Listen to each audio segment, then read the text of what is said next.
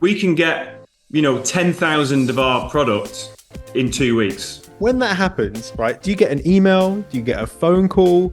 And it's always about being professional, making it a very smooth transaction between you and them when they want to buy from you. I think if you build your business to sell, it will always look really, really good. So you think that one decision had such a good positive impact? Did it change my mindset to then say, no, there's opportunities, you need to do these things? Yes. And was it that or was it not? I don't know, but it was freaky. Welcome everybody. We're joined here by Howard, or as his name's here, Wingy Wing.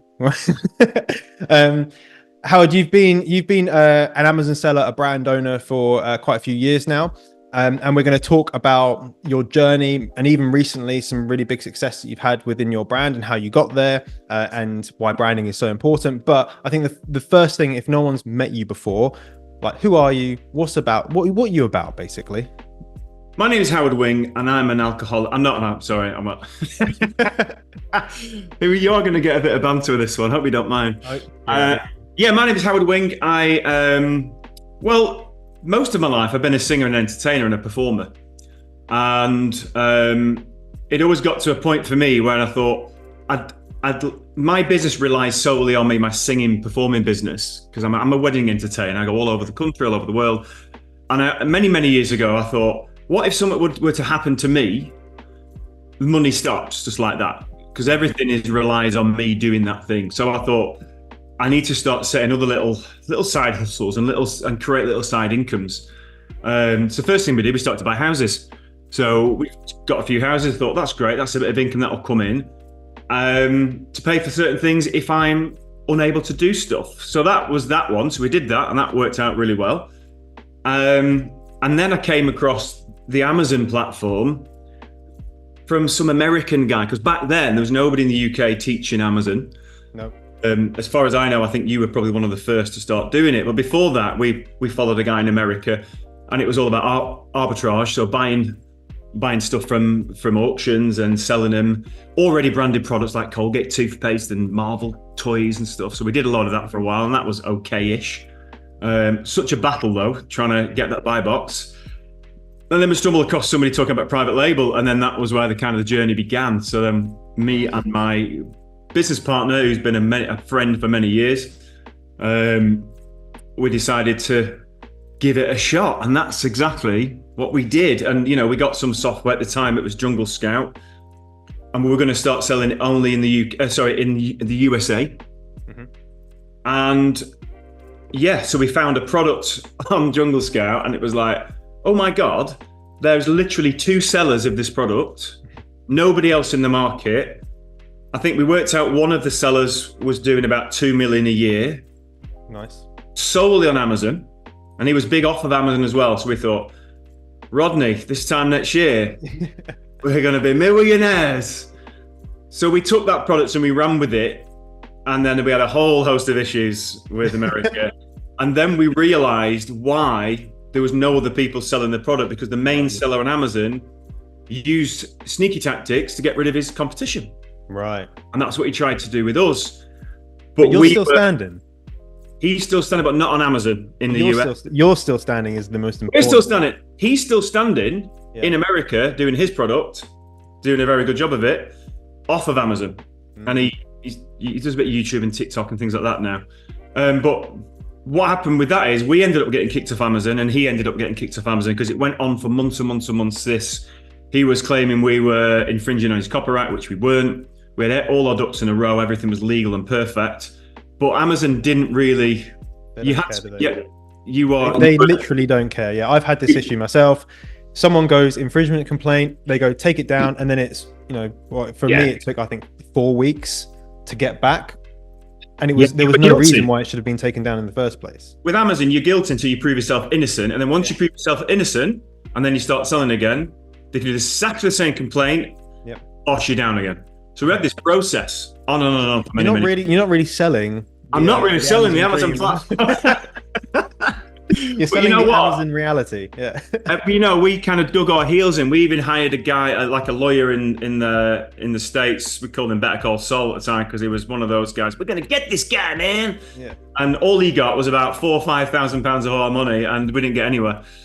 So that we thought that maybe was the end of the product, and then we decided to introduce it into the UK, and we thought it's never going to sell in the UK, and then lo and behold, it did, and we're like, oh, we've got 5 sales today, and then the next day, okay, and then we decided to add to that product range, and I think we've got about 30 different SKUs for the product now, and we just get building, and growing, and here we are. And then obviously I stumbled across you probably a year into our Amazon journey, which was great because I was looking for somebody in the UK where I could get, some help and some inspiration and be part of a community, if you like. And that's when I saw you and thought, somebody in the UK is starting to talk about Amazon FBA, which is really good because, it's like, the American side of things, they're very, I don't know, it's sometimes it's a bit silly sometimes. It's not as, doesn't seem as genuine, I think. I think the British culture generally is like a lot more like skeptical. Like you say something, they're like, nah, but really? Like, really? And it's just our culture. Like we're just miserable. So yeah, there's always something bad that's going to happen. We're like, there's nothing good can ever happen. But you're right, and that's why I started. I was trying to look for the same sort of stuff as you. I was like, well, I want to learn how to do this. Like I was looking on YouTube, and I lots of American people, and like great, you could learn a lot from them, but it's not the same. Like you look at advertisement in the US versus the UK. Like we would look at it, and you're looking at a billboard in the US, and you're like, that looks so spammy and weird and horrible, but then it's totally normal in the US. It's just like totally normal, and then it just like that sort of stuff doesn't fly here. That's just cultural differences. You go to Germany, it's different as well, and you go to Japan, and that's different. You need a different approach for the English people. I remember listening to Tony Robbins, years ago, saying, when it comes to the UK, you've got to be slightly different, and like you say, it's the cultural differences. So yes. Long story short, we left the States and we came to the UK, and we went into Germany as well. There's another issue there. I'm not going to go into that too much. And it really literally is just the nature of our product, and it does have its certain pitfalls, and it's probably enough to scare a lot of people away from doing it, which is a good thing. Because we make sure we do everything fine and correct, and we just keep on trucking. But there's certainly some things within our product that people would go, actually, I'm not going to touch that. Yeah. Which is good for us, I think that's really good. Like the sentiment a lot among, so say a few years ago, then we look at 2017, 16, 18, like Amazon was a different place back then. Like you could do a lot of these very basic private label products and have success with them. Whereas now it's not quite the same. Now, a lot of the sentiment with existing sellers is, well, let's go for products that are harder to do, that maybe there's more compliance, there's more regulations in them, whatever it may be, because the barrier to entry is first of all higher. You need more money for it, but also a lot of beginners just don't understand. They don't understand regulatory compliance. They don't understand intellectual property. And for you, it's like, well, we know this stuff. We can do it. And then when someone comes along, we know that they're not going to be there forever because Amazon's going to come shutting down because they haven't got all their ducks in a row, and you guys have. And that's something that that it does favor you, basically. It does. We've had to work with certain sort of legal institutions, very well known ones, where we've had to work with them to be able to do our product, and which is good because I think the way that we've created our brand, it gives people confidence that they're dealing with professional people. Because it would attract maybe scrupulous people or people that is not as professional. So that was always important to us. As our product grew, we realised we needed to have a strong brand presence where people could have real confidence that they're dealing with professional people.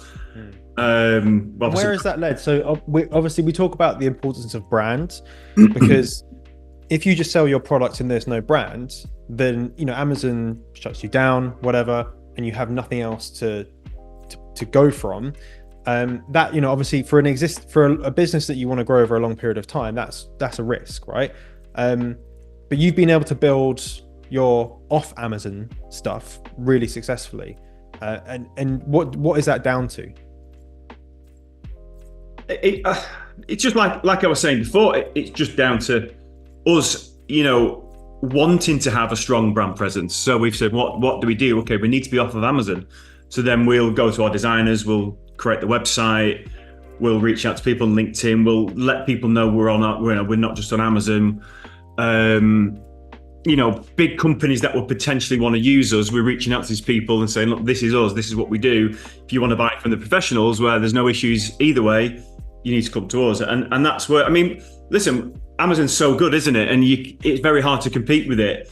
I think most people will probably always have the main sales on Amazon, as we do, but we have probably 30% of our sales is done off of Amazon. Mm-hmm. I'll tell you what's been good actually this last year, going on a place like Etsy. Another one of our brands, which we started a couple of years ago, that does very well on Etsy as well.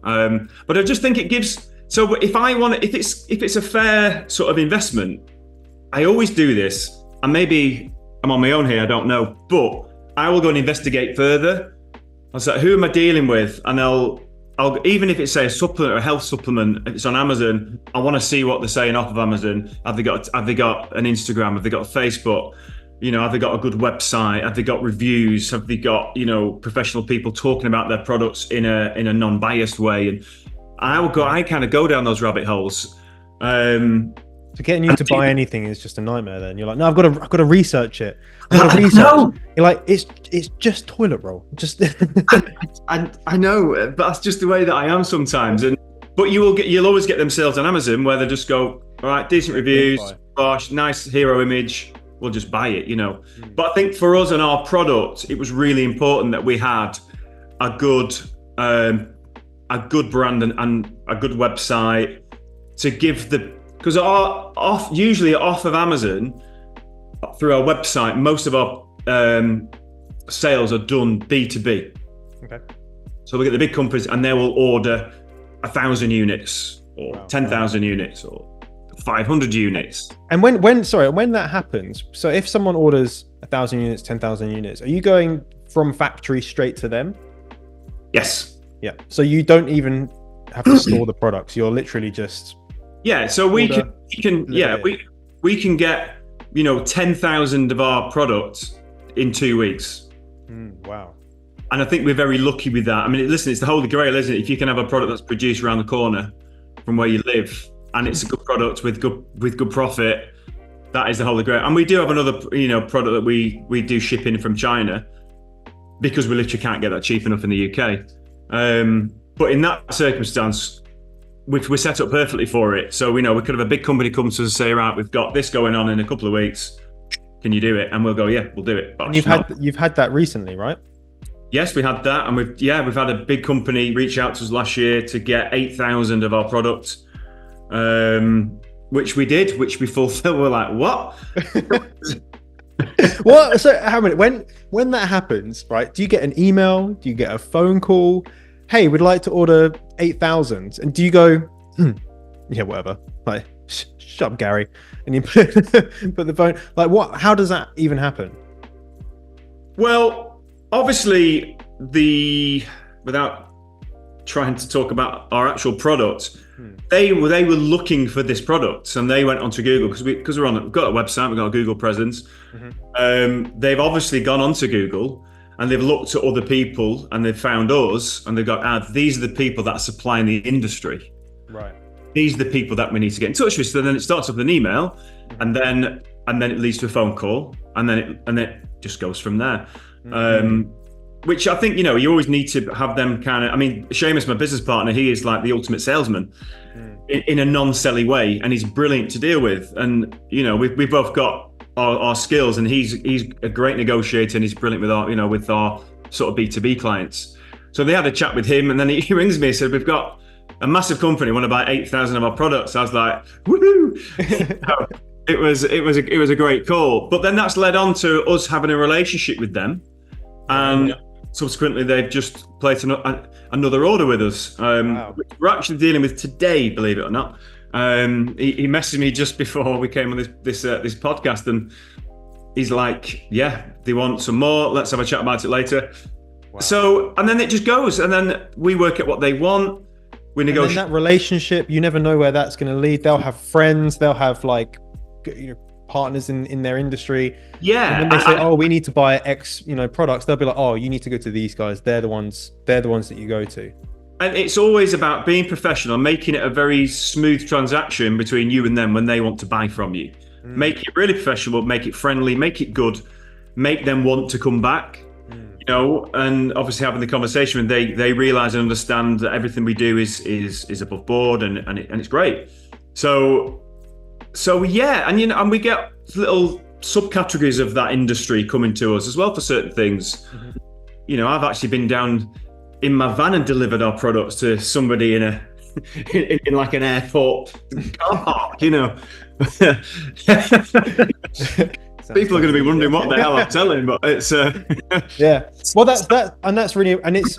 I think the thing is here is that if you were just on Amazon, that's great. They could have found you, but they would have been a lot less likely to deal with you. These like big, maybe the small stuff, they would have gone on Amazon. Okay, buy 100. Here we go. But the ones where you're doing these big corporate orders, then you need a little something extra. But I've had people where come in, particularly Christmas presents for their staff. Like people might email and say, oh, we need 100, 200, 500, for Christmas. You're like, cool, okay, fine. But they wouldn't do that unless they had that extra trust in you. Yeah. And I think it starts... Yeah, that's absolutely, you hit the nail on the head. I mean, for us, just to go back to what we were saying before, what's the process? Yeah, we get on the call with them, then we send them samples of our product. They get the sample, they bring us back and they say, we're totally happy, bosh shop, we've had to sign NDAs and things like that. And we just go through their legal process and our legal process, and we get their product delivered. But yeah, I mean, anybody who, I always think if you're going to do an Amazon product, it's got to be something that it does really well off of Amazon as well, if possible. Because wouldn't it be great if you're in a supplement and you get a call from Walmart saying, "Oh, I want to put you in our stores," but you've got to be professional enough and have good communication skills with these people to actually pull these deals off. And I think again that's something where I think we lead. Sitting with having Seamus with us as well, he's great at talking to the corporate world because that's kind of his background. So between us, it really works. And yeah, I mean, it's just little things of how, I think back and what's made us successful. It's definitely that partnership between us two. We've got certain strengths. We're both workers or come back from a working class background. So we're grafters, having something you believe in, doing the numbers at the start and then just strive hard. It's always be constantly improving, I think, and trying to, how do we make things better? How can we add to our brand? What would our, how can we serve our customers more? A few things, one of our other products, we've had to change a few things, but we get feedback from our customers and we talk to them, and yeah, it's not as simple as picking a product, go on Alibaba, get it sent and bosh, there's a lot more involved.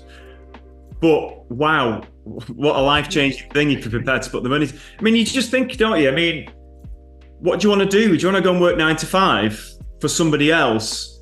Or do you want to really build your own thing and get it right? Because it doesn't take that long until you've replaced your income if you get the right product. And the big thing is if you do what you guys have done and continuously improve, you look for that innovation, you look to how to do those deals, you look to how to, if you want to start with Etsy, bring that in, or use TikTok or use whatever, and you're gradually building and building and building. One day you might go, do you know what? We're happy now to sell.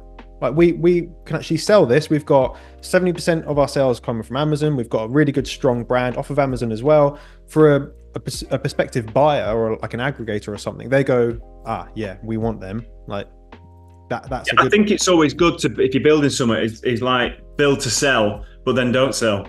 Yeah. It sounds a bit of a contradiction, but I think if you build your business to sell, it will always look really, really good. And you'll always be wanting to improve things and make sure you look the best, because you do that. No, how true is this? You're going to sell your car. What do? You go and get it valeted. You make it look pristine. And if you've got that ethos within your business all the time, and then don't sell, you're always going to stand out, I think. I like that, because if, say for example, let's use that car analogy, you beat up your car all the time, you get it scratched, you don't look after it, it's just not going to be worth as much in the future. Even if you clean it and you polish it, it's still going to have dinks and people are going to kick the tires. If you look after it, you treat it well, you put the right fuel, then it's going to be more valuable. And I think it's a really good analogy for your brand. It's an asset, just like your house is going to be an asset. Yeah. The more you look after it, the more you put into it, the more care you have over it. Build to sell, but don't sell. Build to sell, but don't sell. but listen, because we're going down a different rabbit hole, aren't we? There, because what happens when you sell? What are you going to do? Well, it's not just that. Roll around in money. Well, you're going to lose a load of money, aren't you, straight away? Because it becomes a taxable event, doesn't it? Yeah. And then you want to draw that down. So it depends if you're selling the business or you're selling your brand. It's a taxable event. And then if you want to go and enjoy some of that cash, well, you're then got to put it into your personal income, takes you over the next tax bracket, and before you know it, you're paying King Charles a lot of cash. So you've got to move first out the country. Got to go to Dubai, you've got to go live somewhere else for a bit, non-tax resident, and then you can take the money, stay there for a few years, and then come back to the UK. Yeah, well, why would you? I mean, it's almost like a legacy, isn't it? It's like whether it's this product or not, it's learning the platform.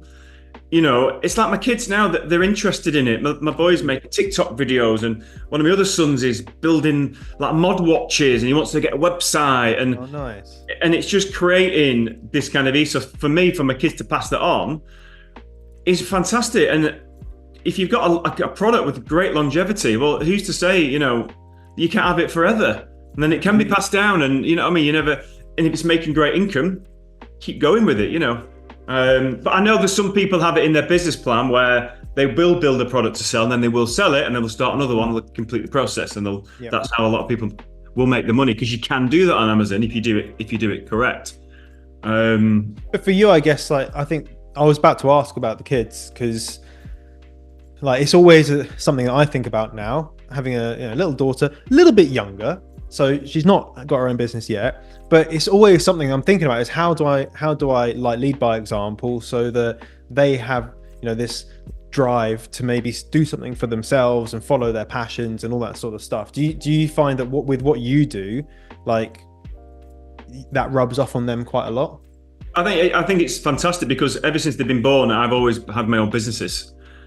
Prior to what I was before I went and became a professional show off or entertainer, whatever you want to call it, I was working for the family business. I was employed through them. Then my father retired, and me and my brother took hold of that business, and I did that for a few years. But then when I had the chance to leave that, I took it. And the kids were well, they weren't born then, so they've always known me to be somebody who runs their own business. And I always drill this into them. I said, you go to school and they churn out robots, don't they? Do this, do that. You get tests, which is basically just a memory test.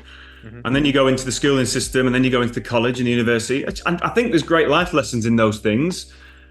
But I always wanted to give them an alternative or a different outlook on life when it comes to making money. And it's so good because they've got it. They've absolutely embraced it. The things they talk about, it's amazing.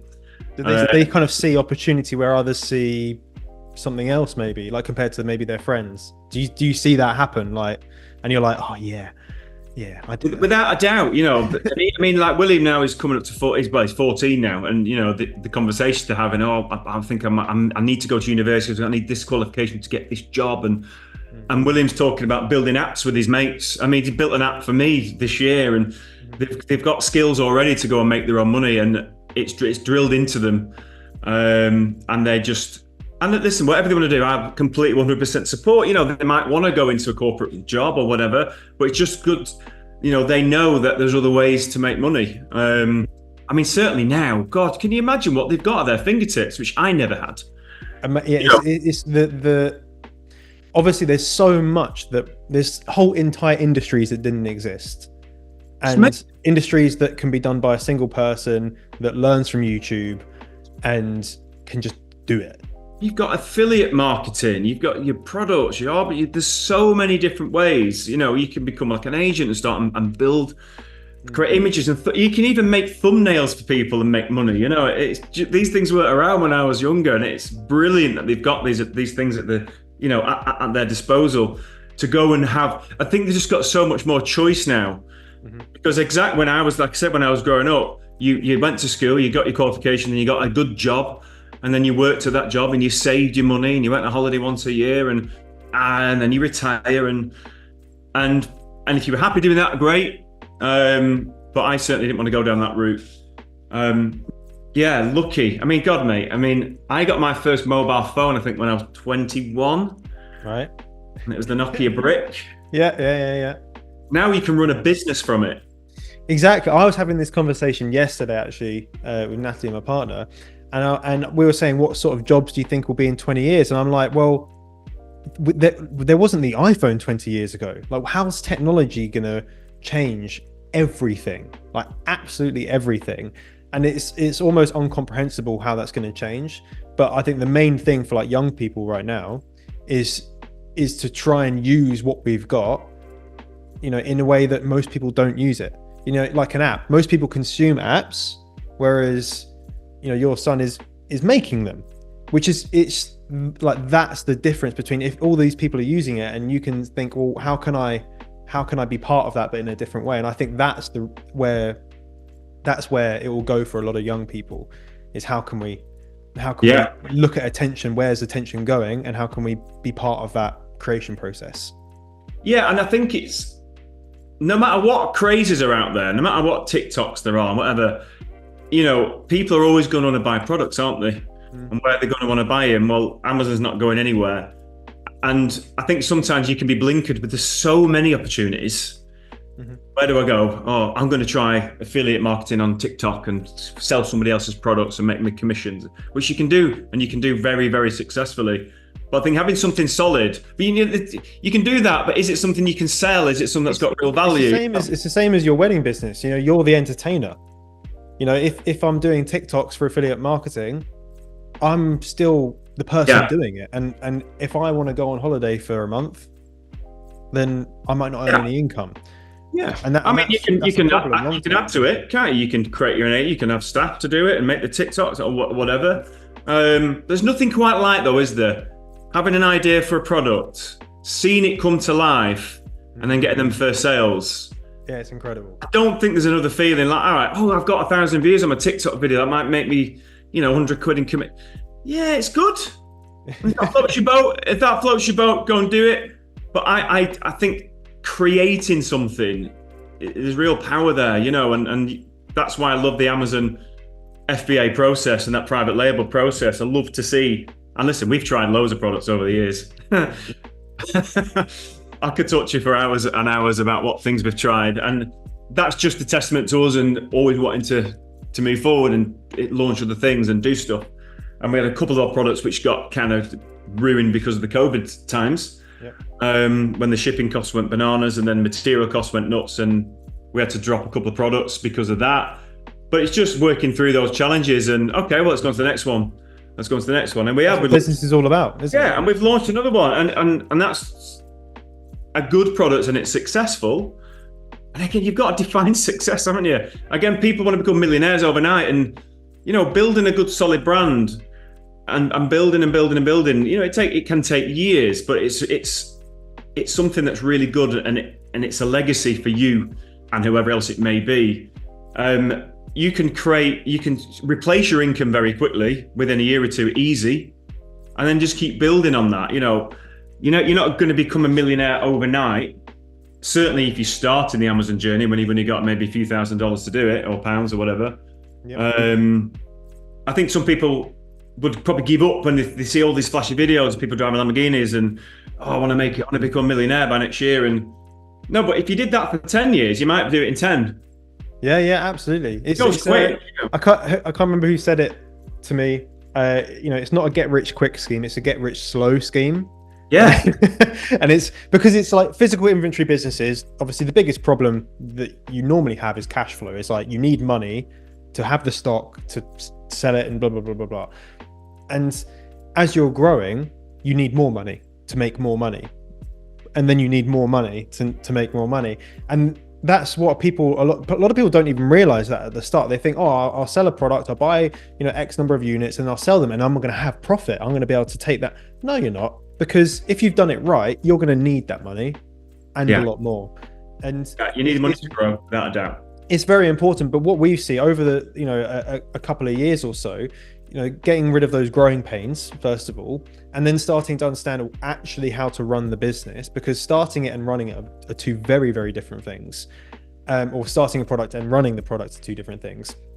Then realizing, right, how do we run this business? How do we get on top of cash flow, make it an actual business? And then you go, right, if I take X amount of money per month, that's not actually going to affect our growth that much, and I can pay myself. There's always that sweet spot as well, where is that? And for some people that will be quicker, maybe if they have more cash up front. Some people it's going to take longer. But there's so many people like from the academy that started with like 2,000-3,000, and it's taken them a couple of years or so, but then they have replaced their income, and it's become either their full-time thing, or they've just got more free time. Yeah. So for our history, then when we start, I think we've been selling now for about 8 years. We only started paying ourselves from that business in 2020, middle 2020. And like I said, so we were kind of already 4 or 5 years into the business before we started to pay ourselves. But we're in a position where we didn't need to. We kind of, we'd like some money from this now, actually. Yeah, and to be honest, the money that we take each is a probably a normal income for somebody who works 9 to 5. Yeah. For me, not all my money from Amazon goes to the kids' schooling. And again, that is another one of the benefits. It's like, okay, for me, it was very important where I wanted my kids to go to school, but I needed to create the money to do it, and that's where the original idea again was having our houses. It's like, right, okay, that's extra income, but if I do keep working what I'm doing, then that can actually go for that, and then we got the chance to buy our kind of dream house, so that went out the window. So we had to pull money from all over the place, and then it was like, the Amazon now, that was really starting that can pay for that, and there's a bit left over. So it's funny, everything slots into place, I think, when you need it, whether it's the law of attraction or not, I don't know. When somebody said a while ago, you'll always get what you deserve exactly when you deserve it. Yeah, when bad things are happening, you're like, oh, I deserve it. Yeah. You don't deserve it when it's bad, but when it's good, you do deserve it. Well, I think that's just sentiment to working hard, isn't it? Well, you deserve it because you've created it and you've worked hard to get there. Which luck is, some people believe in luck and fate and all that sort of stuff, and it's not something I necessarily subscribe to. I think that if you put yourself in more opportunities or more situations where you could have a positive outcome, then there's just more opportunity. Could more bad things happen? Yes, but at the end of the day, if you mitigate risks and you reduce the downside as much as possible, then the upside has more potential to happen, if that makes any sense. Yeah, I mean, the law of attraction and manifestation, and when you start to study that kind of stuff, it's almost like it makes you work. So is there something weird going on? Sometimes is it like the chicken and egg situation? Is what comes first? Do you manifest something, or do you do it to then have more belief in what you're doing, that it's working, which then makes you do it more? It's this like tricky situation. Do I have it? Do I think it that then makes it true, or because I'm doing it makes it true, which then I think, then I believe that it's what I don't even know what I mean. Like I know exactly what you mean, because I've certainly had moments in my life where I've used those sort of techniques, and bizarrely the odd thing has happened, and I'm like, oh my god. And then I remember many years ago I wanted to try and meet more celebrities when I was out performing, because it's really good for your presence and get that confidence of who they're booking. They're booking somebody who does the social club on a Friday night, or they're booking a real pro who mingles with the celebrities and is all over the world. And so that was for me. I always wanted to meet more celebrities, and I was thinking over and over and over again about it, and it happening, and putting yourself in a situation where you can see yourself it happening. And literally within a week, I was offered a gig, and I did the gig, and then I met Michael Bublé, and I'm thinking, hang on a minute. Has it take advantage of this situation? Has it worked, or was it just because it gave me more? Maybe you saw the opportunity. You're like, all right, I can take that, rather than, oh, that's Michael Bublé, that's cool. It's there. I'm going to go chat to, and I'm going to get a picture, and it's just, I see that all the time. Of like, personally, there's so many opportunities that I see.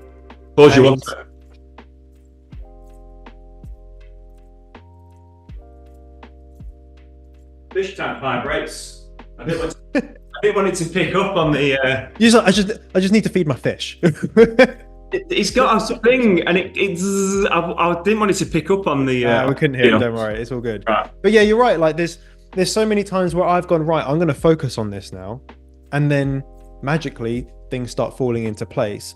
And yeah, you could no one can prove it either way, really. But it's all about, well, everything's happening. Like if you want to meet more celebrities, there's someone meeting those celebrities. They're going to be there whether you like it or not, or if you know about it or not. But once you make that conscious decision to go, right, if this happens, this is what I'm going to do. Then you don't go into that situation going, this has happened, what do I do? It's, I've already decided what I'm doing. I don't need to think about it. Here's the path. Like, that's what I'm going to do. Yeah. And I think that. So I'm wondering, does it just change your mindset though, where maybe I might not have taken that gig if I wasn't in that frame of mind? Yeah. Do you know what I mean? Because I'm super, super busy. I might have let that go. But did it change my mindset to then say, no, there's opportunities. You need to do these things. Yes. And was it that or was it not? I don't know. But it was freaky. I know that. I was properly freaked out by it. And what a great guy Michael Bublé was, by the way. Yeah. Oh, no. You go to him. I'm not a weirdo, but I've been thinking about you for I've been waiting to meet you. I have some of your skin. Keep it in my lockbox. Yeah, no, he just turned up at a gig that I was doing. He was staying in the hotel where I was performing at. Wow, okay. And he heard me singing, probably his songs. Yeah. And he said to the receptionist at the hotel, when he's finished, can you go and tell him to come and see me? I'll be in the restaurant. Wow. I went in and sat next to him. We actually sang a song together with all his entourage. No way. And then I got him to come back into the event I was singing at and chat to the audience. Oh, amazing. They must have loved that. Yeah, it was an NSPCC charity ball dinner during the daytime. And I'd done my first set. I went back out, met Michael, had a chat, took him back in the room with me, had his hat on. And stood in the middle of the dance floor. I got the mic, said, ladies and gentlemen, just a quick one. A good friend of mine just bobbed by. He just wants to say hello to you all. And he took his cap off. Good afternoon, my name's Michael Bublé. And the place had a split second pause and then just erupted. Wow. You know, and I was like, talk about steal my thunder, you know. And then he auctioned off some tickets to his show the following year, made some money for charity. So it was a win-win for everything. Perfect. So you think that one decision had such a good positive impact? Unbelievable. You know, I got my pitch. It was in the local paper. Yeah. It was just, and again, it was another springboard for me. For my career at that time, and then it carried on. Then I ended up doing a show with Beverly Knight. I was a warm-up act, and it goes on. I don't want to be name dropping, but yes, you do. Yeah.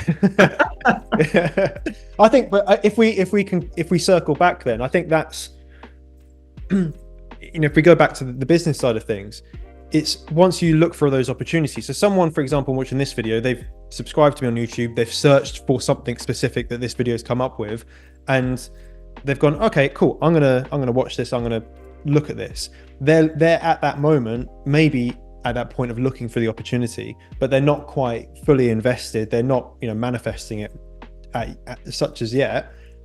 But all it takes is that decision to go, cool, I'm gonna do this.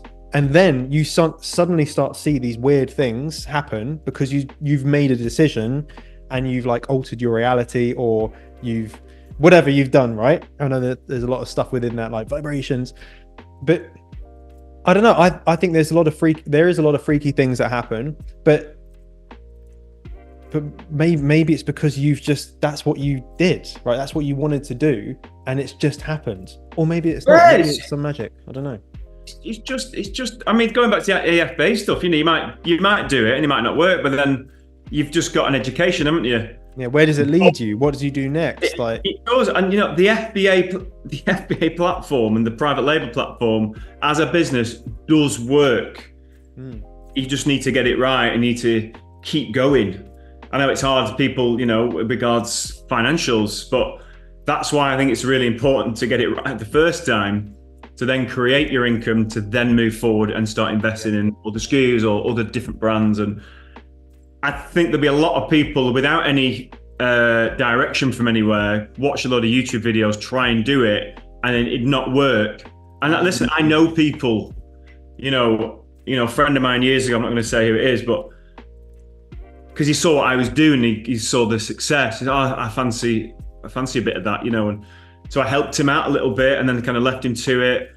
And it's such a shame, because the product that he was doing, I mean, I see it now, and it's like, you would have been there now. You'd have just carried on, done that, invested every bit of money back into it. You've got that outlay at the start. You have to do it. You know, you've got to go in the red sometimes to get there eventually. And I think when people start going in the red, they get nervous and they sell. It's a bit like crypto investing or any investing. You get a lot of people who get scared and nervous, and it's like when crypto was up at a certain amount and then it comes down here, oh, it's going to drop forever now, and they'll sell, and then it'll go fucking there, and it's bottom language. And it's the problem. And they'll be like, oh, God. They could have been a millionaire if they just held on to it, you know. Oh, mate, yeah. That is the real thing, and the opportunity is there with Amazon. Well, I've had people. But you need the direction. You need the direction, because he didn't buy a core. He got a little bit of help from me, and he just said he was losing money, and he just stopped it. We didn't, yeah, exactly. And there's a lot of sellers out there right now that they have the same issues. They just don't know what to do. Like, it's PPC issues, it's conversion issues, it's logistic issues. It's the same things, but there's solutions out there. But most of the time, those solutions are held within a community of people that are talking to each other. And this seller talking to this seller, they've all had the right education, they're all at the same standard. That's when people start helping each other, and you can move past that. Like, for the first kind of 6 figures or so, going into the low 6 figures, it's a lot of like, oh my God, what am I doing? Like, there's this new problem. Every time you solve a problem, there's another problem that you have to overcome. But eventually you start realizing, okay, cool, I get it. This is how I need to run. This is what I need to do. Don't make that mistake again. Don't do that. Don't buy this.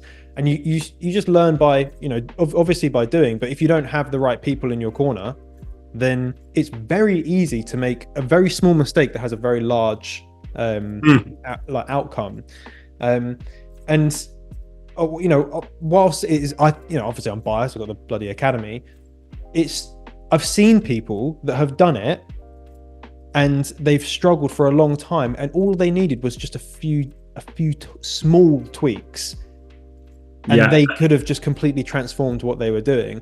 And what you said about kind of giving up, the biggest reason I think in business in general is why businesses fail is not because the businesses are bad, it's because the owners give up, or they get scared, or, you know, something happens in their personal life and they go, oh, I can't do this, I haven't got the time, I haven't got this, that, and the other, and like life gets in the way.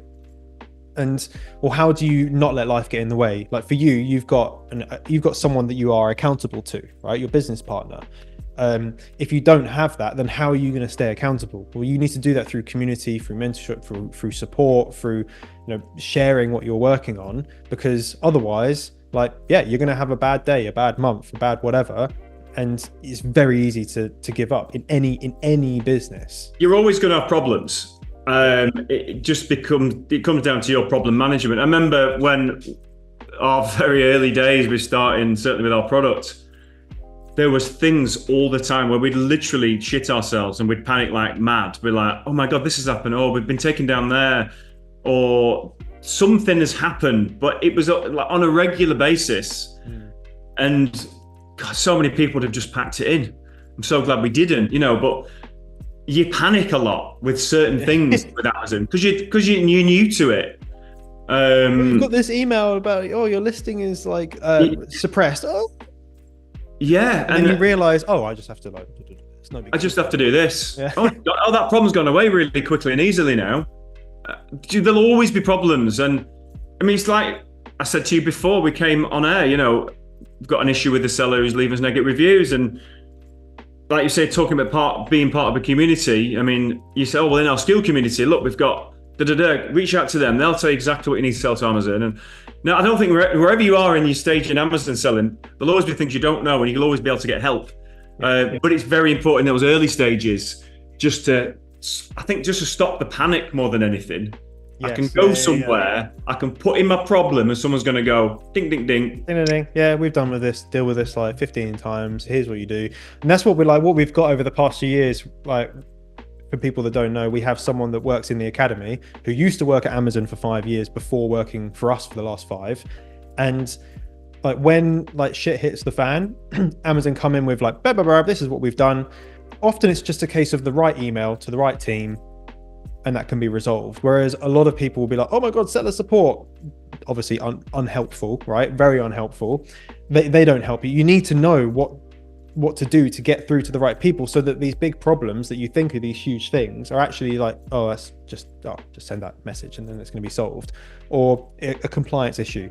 You know, if you don't know what to do with a certain compliance, well, who are you going to reach out to? Like, you need that resource, and that's going to be an expert in that field. Like just last week, we did a session with this company called Kima, and they do compliance certifications and all that sort of stuff. And he was like, well, these are the things you look out for with a supplier, and if you want any help of what you need for your product, then just send us an email with these like 9 bits of information. We'll tell you for free what you need.